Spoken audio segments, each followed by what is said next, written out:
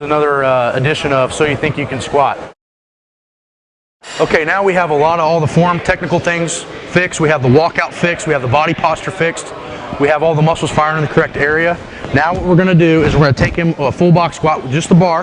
We're going to see all the form and pieces of his body that we fixed. Show the proper technique for you guys.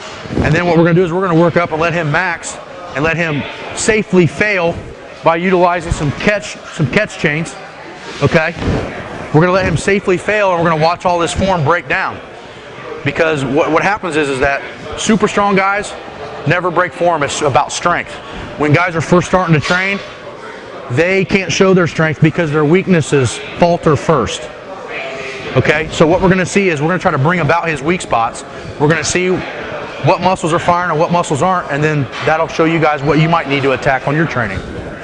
Okay, go ahead and show a proper box squat. Utilize all the same technical things that we went over from head to toe. So now he's going to stand up with both feet. Go ahead. He's going to take a small step back. Great. Then he's going to start with the ass coming back first, pushing his knees apart, keeping his head up. Stand. Good. Do it again. 3 reps. 2. As you can see, the shin staying straighter. The knees are pushing out. The proper muscles are being used. This goes true for gear squats, wall squats, athlete or non-athlete. This is how you squat. So what we're going to do is we're going to slowly work up.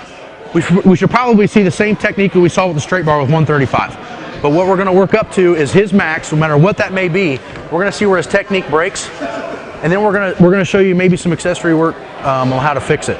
You cannot fix weak spots on the squat by squatting. You have to do it with accessory exercises. So I can teach him all day how to squat correctly, but when it gets up to maximal weights, he's going to go back to instinct and use what muscles he has and don't have. So it's important that when we max today, that we see his weak spots and we make sure that his accessory work translates that, so that his squat form will go up without having to squat more. He squats better.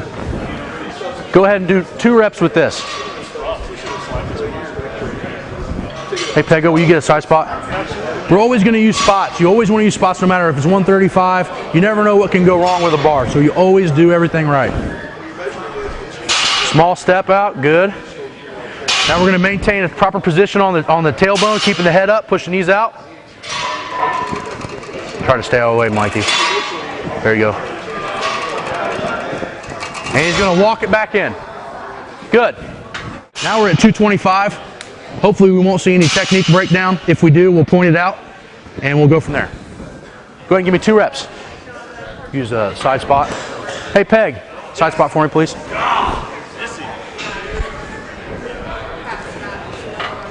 Good. Walk it back.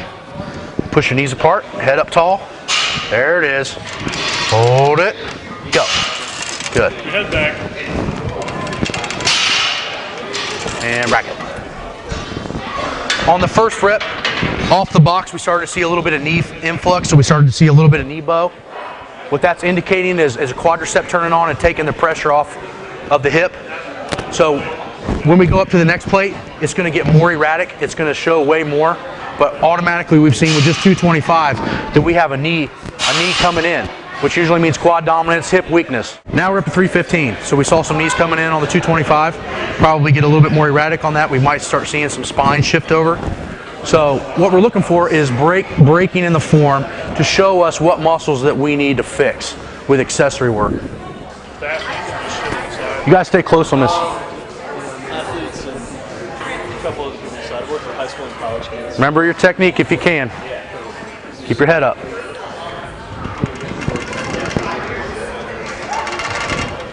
Good, rack it.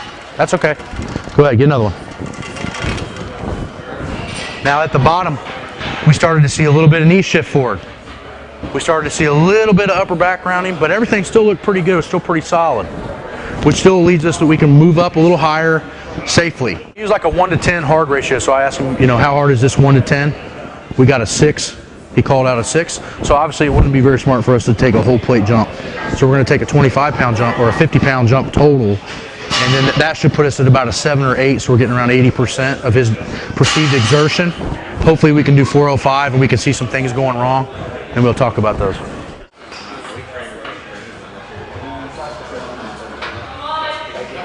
Started to see a little bit of back turnover when he picked the bar out. He's fixing it as he goes down to squat. Knees are shooting way forward off the box, buckling it just a hair. Racket. We got to the very top, we saw his toes popping up off the top. Okay, and we saw the foot pressure starting to change, which might be hard to see in the video, but what we want to see is this all the time. And we saw a lot of this, we saw a little of this, and we saw a lot of the back turning over and not staying locked in. So we're getting close to shit going bad, which is what we want. Now we're probably getting up around 80 or 90%, 8 or 9 at perceived exertion. We're going to start seeing things come back to instinct versus teaching. And this is what you have to do. You have to go up to a point that you break form to make form better. Sounds ironic, but it's true. If you don't see what's wrong, how can you fix it? Sure it is, Ted. Hey, Pego. You spot for me? This is. This is the Matt Winnick show right here. 95 dudes standing. Hey. This guy didn't do shit I today. still out squat you. Get over here. Impressive. Yeah, that's impressive. Okay. Here we go.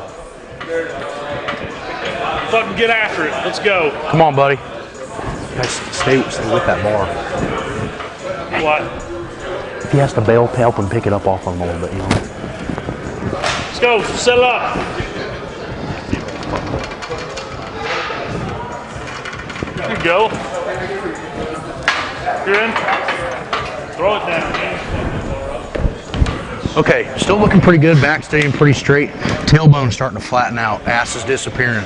Usually means the hips aren't staying locked in. The hamstrings are not firing correctly. And we have a lot of front and back foot pressure, which is telling us that we're shifting from hip to quad, instead of utilizing all the muscles together in one unit. So he's losing his ability to push out. It's causing him to stand straight up and down with the weight. You can also see it in the shin. When the shin comes forward and the knees over the toe, you start to see that. That's when you know everything's shifting forward and it's turned into an up and down exercise versus a back and out exercise.